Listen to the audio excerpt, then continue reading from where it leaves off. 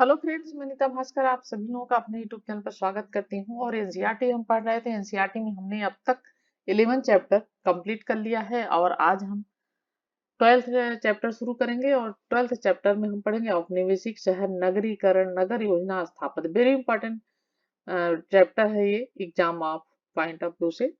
और देखिए, TGT PGT सभी एग्जाम के लिए और यूपीपीसीएस सभी एग्जाम के लिए वेरी इंपॉर्टेंट चैप्टर है, तो जरूर देखें। और 12th के लिए तो ये है ही है। तो चलिए शुरू करते हैं। और इस अध्याय में हम देखिए औपनिवेशिक भारत में शहरीकरण की प्रक्रिया पर चर्चा करेंगे। ठीक है। उसके अलावा औपनिवेशिक शहरों की चारित्रिक विशेषताओं का अन्वेषण करेंगे और उनमें होने वाले जो परिवर्तन होंगे सामाजिक, उनको देखेंगे। हम 3 बड़े शहर कौन कौन से, मद्रास, कलकत्ता और बम्बई के विकास क्रम को गहनता से देखेंगे। जो भी इससे महत्वपूर्ण, इससे संबंधित क्वेश्चन बहुत एग्जाम में पूछे जाते हैं, जो बहुत ही इंपॉर्टेंट चैप्टर है। तो जरूर वीडियो को लास्ट तक देखें और पसंद आए तो लाइक शेयर कमेंट करना ना भूलें। और जो लोग चैनल पे नए हैं, चैनल को सब्सक्राइब जरूर कर लें, बेल आइकन जरूर प्रेस कर दें, जिससे न्यू वीडियो की नोटिफिकेशन आपको मिलती रहे। और इसके अलावा हिस्ट्री के क्वेश्चन और सिविक्स भी मैं करा रही हूँ, इसी नेट फर्स्ट पेपर की भी तैयारी करा रही हूँ। जरूर देखें, प्लेलिस्ट में जाएं वीडियो को। तो चलिए, तीनों शहर मूलतः मत्स्य ग्रहण तथा बुनाई के गांव थे। ठीक है। वे इंग्लिश ईस्ट इंडिया कंपनी की व्यापारिक गतिविधियों के कारण व्यापार के महत्वपूर्ण केंद्र बन गए थे। ठीक है, मत्स्य यानी मछली पालन आदि। ठीक है। और कंपनी के एजेंट 1639 यानी 1639 मद्रास तथा 1690 1690 में कलकत्ता में बस गए थे। और 1661 में बंबई को ब्रिटेन के राजा ने कंपनी को दे दिया था, जिसे उसने पुर्तगाल के शासक से अपनी पत्नी के दहेज के रूप में प्राप्त किया था। ठीक है। कई बार एक क्वेश्चन पूछा जाता है कि बंबई को किसने दहेज दिया था।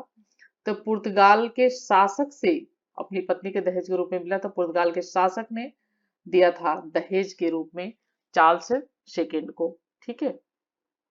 बंबई को दहेज के रूप में दे दिया था।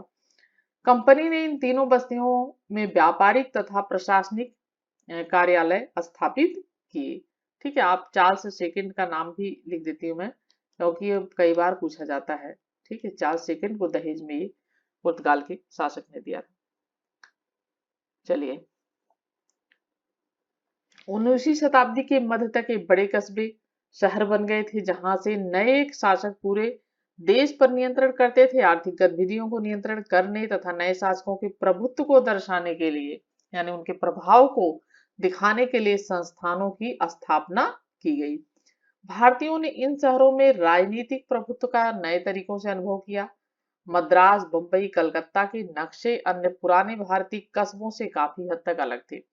और इन शहरों में बनाए गए भवनों पर अपने औपनिवेशिक उद्भव की स्पष्ट छाप थी। इमारतें क्या अभिव्यक्त करती हैं और स्थापत्य कला जो है क्या जाहिर कर सकता है, इतिहास के छात्र छात्राओं को इस सवाल पर जरूर सोचना चाहिए।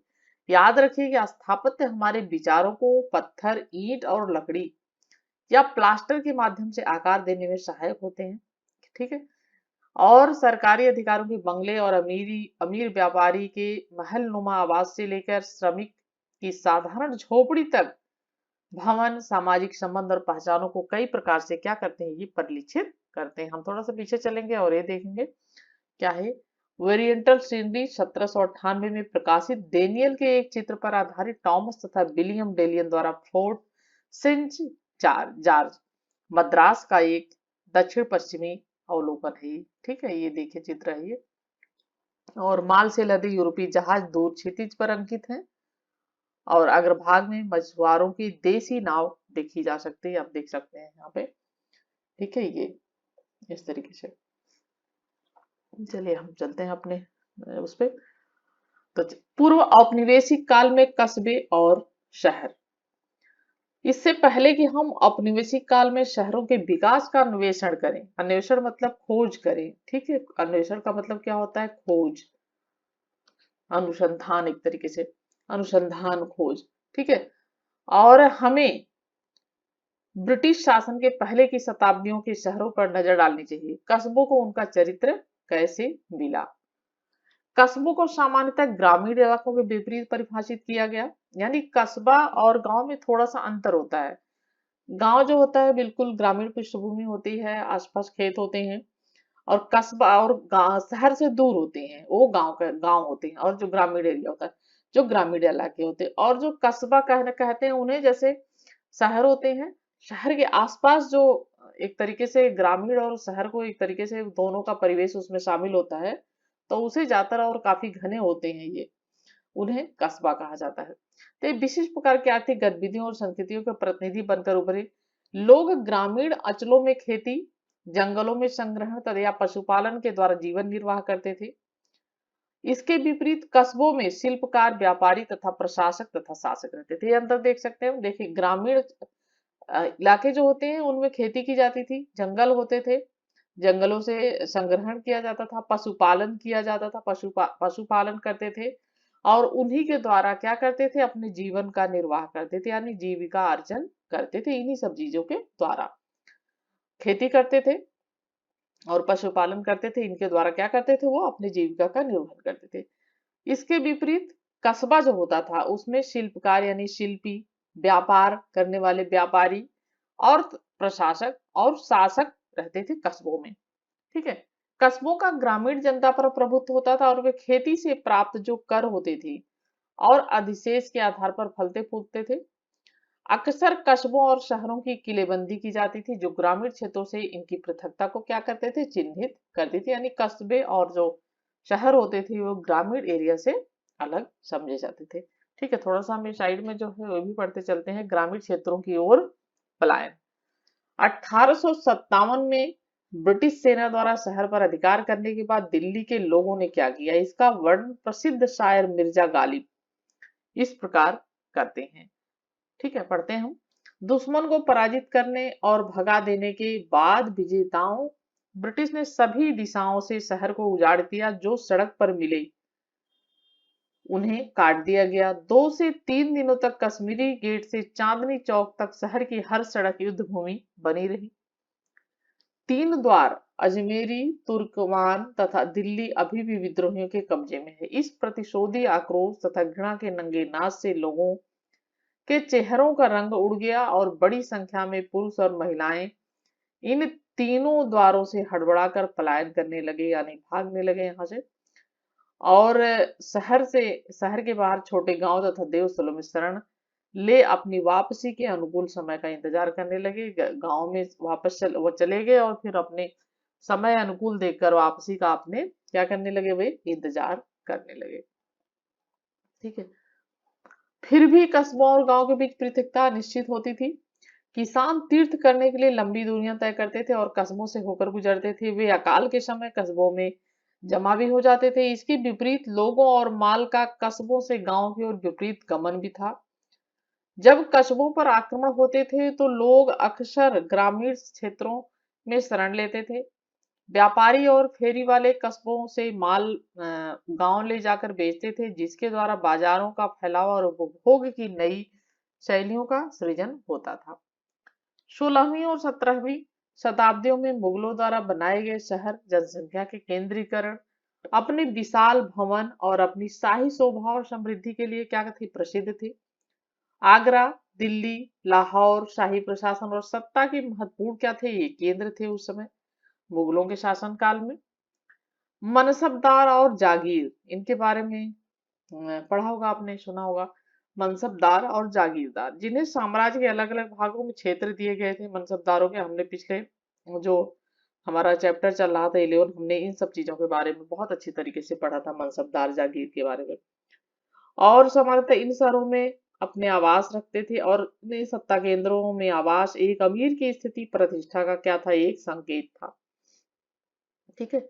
इन केंद्रों में सम्राट और कुलीन वर्ग की उपस्थिति के कारण वहां कई प्रकार की सेवाएं प्रदान करना आवश्यक था।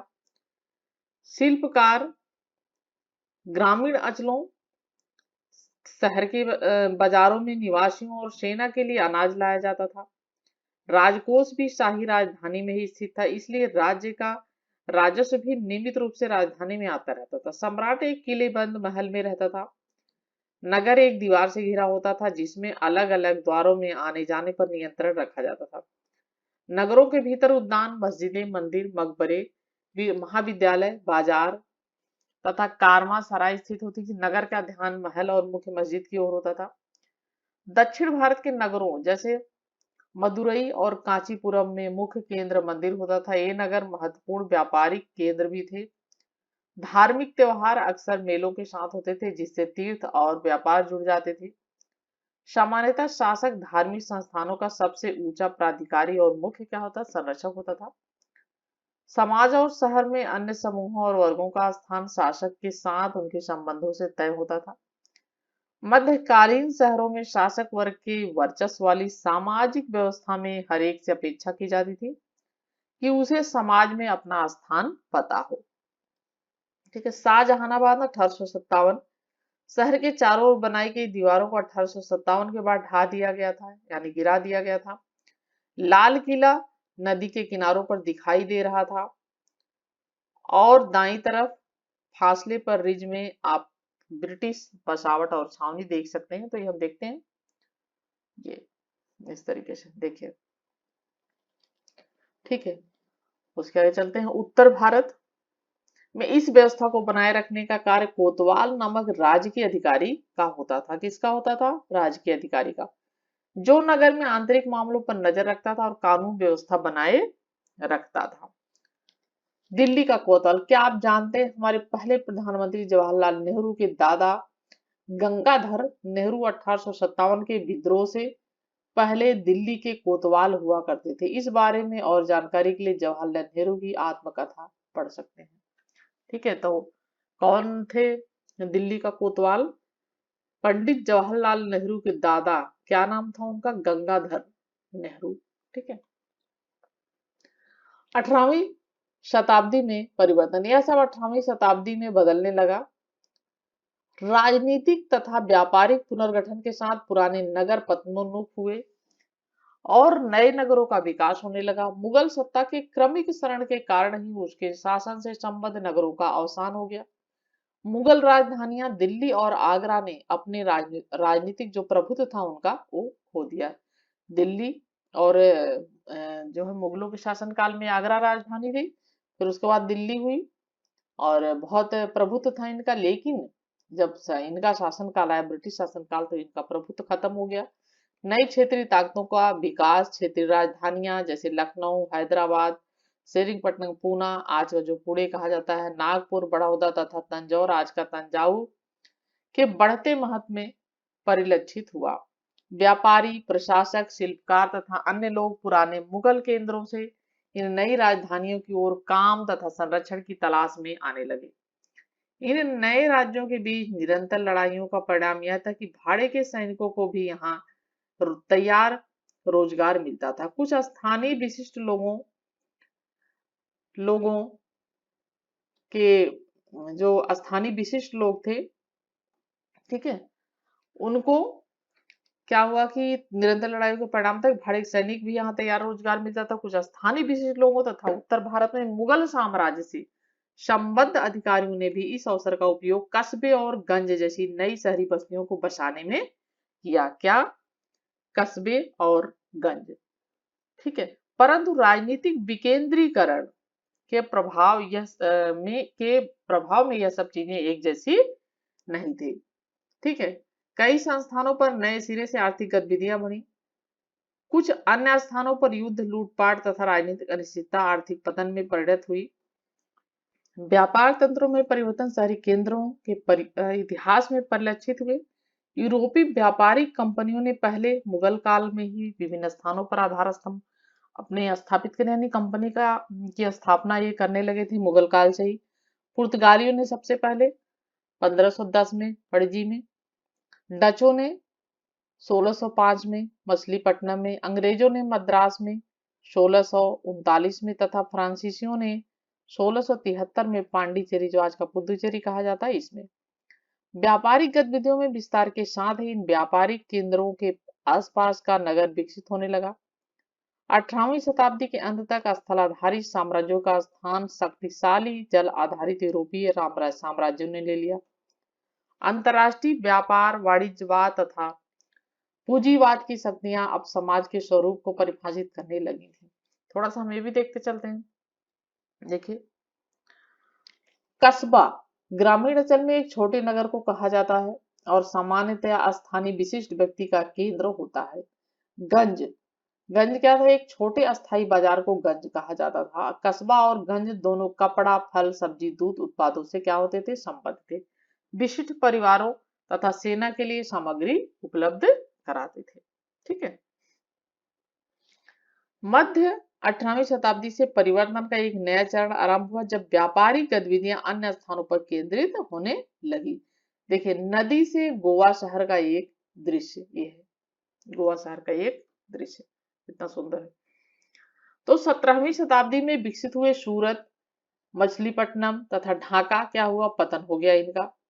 1757 में प्लासी के युद्ध के बाद जैसे जैसे अंग्रेजों ने राजनीतिक नियंत्रण हासिल किया और इंग्लिश ईस्ट इंडिया कंपनी का व्यापार फैला, मद्रास, कलकत्ता और बम्बई जैसे औपनिवेशिक बंदरगाह शहर तेजी से नई आर्थिक गतिविधियों राजधानियों के रूप में उभरे, क्योंकि देखिए तीनों ही समुद्री एरिया है, मद्रास भी और कलकत्ता भी। इससे क्या सुविधा, बम्बई भी, इससे सुविधा ये थी कि मालवाहक जो जहाज होते थे वो माल लेकर आते जाते थे और बहुत सारे आने जाने की सुविधाएं होती थी। बंदरगाह के रूप में ये तब्दील हुए और आज भी ये बहुत अच्छा काम करते हैं। मुंबई जो है बहुत अच्छी तरीके से वहां से सब माल भाग जहाज जाते हैं।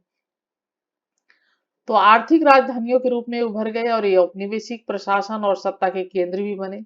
भवनों और संस्थानों का विकास हुआ तथा शहरी स्थानों को नए तरीके से व्यवस्थित किया गया। नए रोजगार विकसित हुए, लोग इन औपनिवेशिक शहरों की ओर उमड़ने लगे। लगभग 1800 तक की जनसंख्या के लिहाज से भारत के विशालतम शहर बन गए, क्योंकि बम्बई तो बहुत बुरा हाल है, वहां पे बहुत घनी आबादी है। शहरों के नाम मद्रास, बम्बई, कलकत्ता शब्द उन गांवों के अंग्रेजी प्रभावित नाम है जहां अंग्रेजों ने सबसे पहले अपनी व्यवसाय व्यापारिक चौकियां बनाई थी। अब इन्हें चेन्नई, मुंबई और कोलकाता कहा जाता होगा, तो आप जानते ही होंगे। मद्रास को चेन्नई कहा जाता है, बम्बई को मुंबई कहा जाता है और कलकत्ता को कोलकाता कहा जाता है। ठीक है। औपनिवेशिक शहरों की पड़ताल, औपनिवेशिक रिकॉर्ड और शहरी इतिहास। औपनिवेशिक शासन बेहिसाब आंकड़ों और जानकारियों के संग्रह पर आधारित था। अंग्रेजों ने अपने व्यावसायिक मामलों को चलाने के लिए व्यापारिक गतिविधियों का विस्तृत ब्यौरा रखा। बढ़ते शहरों में जीवन की गति दिशा पर नजर रखने के लिए वे नियमित रूप से सर्वेक्षण करते थे, सांख्यिकी आंकड़े इकट्ठा करते थे और विभिन्न प्रकार की सरकारी रिपोर्टें प्रकाशित करते थे। प्रारंभिक वर्षों से ही औपनिवेशिक सरकार ने मानचित्र तैयार करने पर खास ध्यान दिया था और सरकार का मानना था कि किसी जगह की बनावट और भूदिश को समझने के लिए नक्शे जरूरी होते हैं। इस जानकारी के सहारे वे इलाके पर ज्यादा बेहतर नियंत्रण कायम कर सकते थे। जब शहर बढ़ने लगे तो न केवल उनके विकास की योजना तैयार करने के लिए बल्कि व्यवसाय को विकसित करने और अपनी सत्ता मजबूत करने के लिए भी नक्शे बनाए जाने लगे। शहरों के नक्शों से हम उन स्थान पर पहाड़ियों, नदियों और हरियाली का पता चलता है। ये सारी चीजें रक्षा संबंधी उद्देश्यों के लिए योजना तैयार करने में बहुत काम आती हैं। इसके अलावा घाटों की जगह मकानों की सघनता और गुणवत्ता तथा सड़कों की स्थिति आदि से इलाके की व्यावसायिक संभावनाओं का पता लगाने और कराधान टैक्स व्यवस्था की रणनीति बनाने में मदद मिलती है। 19वीं सदी के आखिर में अंग्रेजों ने वार्षिक शहर नगर पालिका वसूली के लिए शहरों के रखरखाव के वास्ते पैसा इकट्ठा करने की कोशिशें शुरू कर दी थी। टकरावों से बचने के लिए उन्होंने कुछ जिम्मेदारियां निर्वाचित भारतीय जो प्रतिनिधि थे उनको क्या हुआ था, उनको सौंपा गया था। आंशिक लोक प्रतिनिधित्व से लैस नगर निगम जैसे संस्थानों का उद्देश्य शहरों में जल पूर्ति और नगर निगम जो है क्या करता है, जल पूर्ति करता है, निकासी है, पानी वगैरह की निकासी, जो बरसाती पानी है, नालियां है, सड़क निर्माण है, स्वास्थ्य व्यवस्था है, जैसी क्या होती है आवश्यक सुविधाओं को क्या करते हैं ये नागरिकों के लिए उपलब्ध कराते हैं। दूसरी तरफ नगर निगमों की गतिविधियों से नए तरह के रिकॉर्ड पैदा हुए जिन्हें नगर पालिका रिकॉर्ड रूम में संभाल कर रखा जाने लगा। शहरों के फैलाव पर नजर रखने नियमित रूप से लोगों की गिनती की जाती थी। 19वीं सदी के मध्य तक विभिन्न क्षेत्रों में कई जगह स्थानीय स्तर पर जनगणना की जा चुकी थी। अखिल भारतीय जनगणना का पहला प्रयास कब किया गया? 1872 में प्रयास हुआ था, लॉर्ड मेयो के शासन काल में। ठीक है, ये चीज इंपॉर्टेंट है।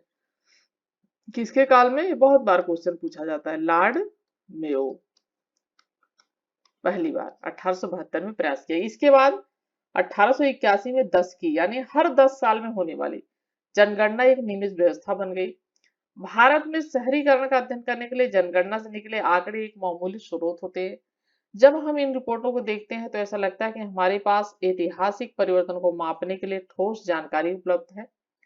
बीमारियों से होने वाली मौतों का साड़ी अंतहीन सिलसिला या उम्र, लिंग, जाति कैसे जनगणना के आधार पर ही पता चल पाता है कि लिंग में किस लिंग में कितने जो है लोग हैं और कितनी जनसंख्या है, जातियों की जनसंख्या, व्यवसाय कौन कौन से किया करते हैं, इन सब चीजों की व्यवस्था पता चल पाती है।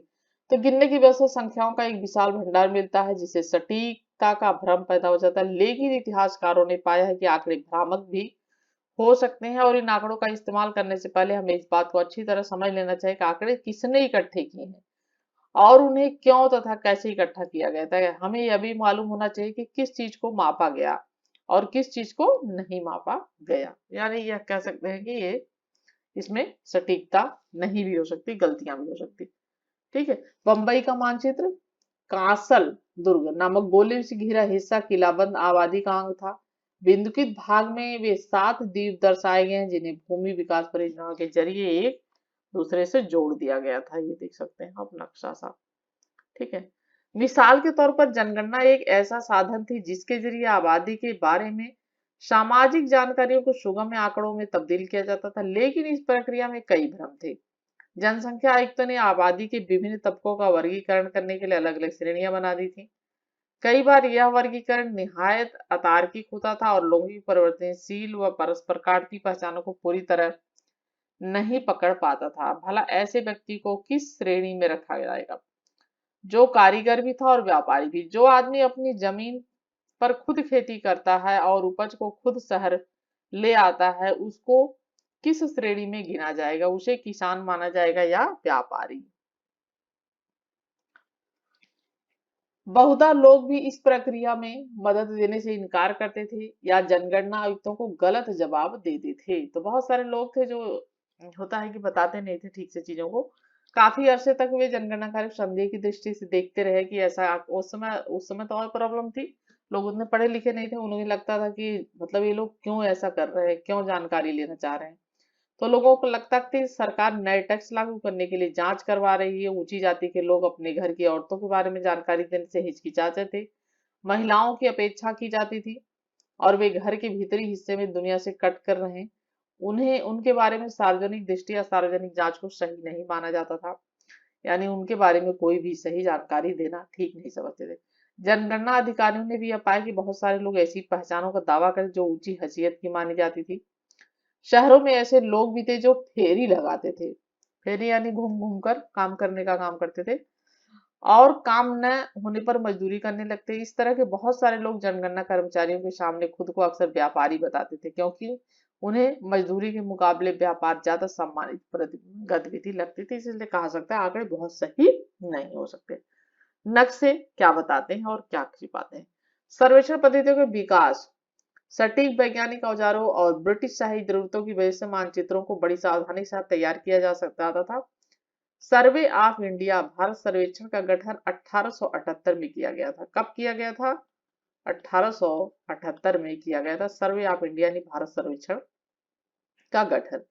उस समय तैयार किए गए नक्शों में हमें काफी सारी जानकारी तो मिलती है, साथ ही अंग्रेज शासकों की सोच में निहित भेदभाव भी उजागर होता है। मसलन शहर में गरीबों की बड़ी बड़ी बस्तियों को नक्शे पर चिन्हित ही नहीं किया गया है क्योंकि शासकों के लिए उनका महत्व नहीं था।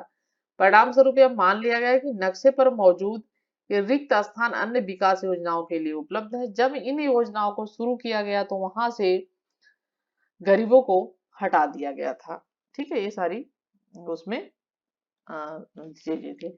मृत्यु दर और बीमारियों से संबंधित आंकड़ों को इकट्ठा करना भी लगभग असंभव था। बीमार पड़ने की जानकारी भी लोग प्राय नहीं देते थे। बहुत बार इलाज भी गैर लाइसेंसी डॉक्टर से करा ली जाती, ऐसे में बीमारी या मौत की घटनाओं का सटीक हिसाब लगा पाना क्या था? असंभव था। ठीक है। कहने का मतलब यही है कि इतिहासकारों को जनगणना जैसे स्रोतों का भारी एहतियात से इस्तेमाल करना पड़ता था। और उन्हें जनगणना के पीछे निहित संभावित पूर्वाग्रहों को ध्यान में रखते हुए इन संख्याओं की सावधानी से पड़ताल करनी चाहिए और ये समझना चाहिए कि ये संख्याएं क्या नहीं बता रही।